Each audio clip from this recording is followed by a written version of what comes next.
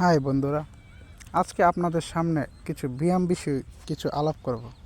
ব্যায়াম করলে কি কি স্বাস্থ্যের জন্য ভালো হয়।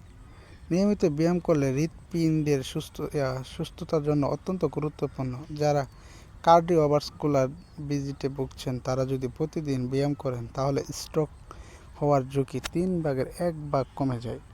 নিয়মিত ব্যায়াম করলে মাংসপেশি, হাড় এবং অস্থিসঞ্চি শক্ত হয়। মানবদেহের হাড়ের ডেনসিটি বেড়ে যায়, যা অস্টিওআর্থ্রাইটিস সহ অস্থিসঞ্চির বিভিন্ন রোগের ঝুঁকি কমায়।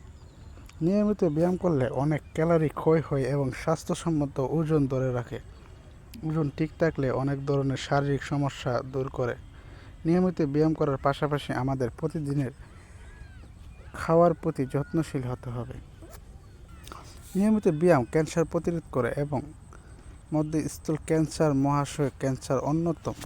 গোটা বিশ্বের ডায়াবেটিস রোগীর সংখ্যা বাড়ছে। ডায়াবেটিস রোগীদের জন্য ব্যায়াম খুবই গুরুত্বপূর্ণ। নিয়মিত ব্যায়াম 2 ধরনের ডায়াবেটিস বেড়ে যাওয়ার ঝুঁকি কমায়। আপনি যদি ডায়াবেটিস রোগী হন তাহলে একটি ডায়েরি মেনটেন করুন। নিয়মিত ব্যায়াম করুন। প্রতিদিন আপনার সুগার লেভেল লিখে রাখুন। এভাবে নিয়ম ব্যায়াম করলে দেখতে পাবেন আপনার রক্তের গ্লুকোজ লেভেলে একটা পরিবর্তন এসেছে।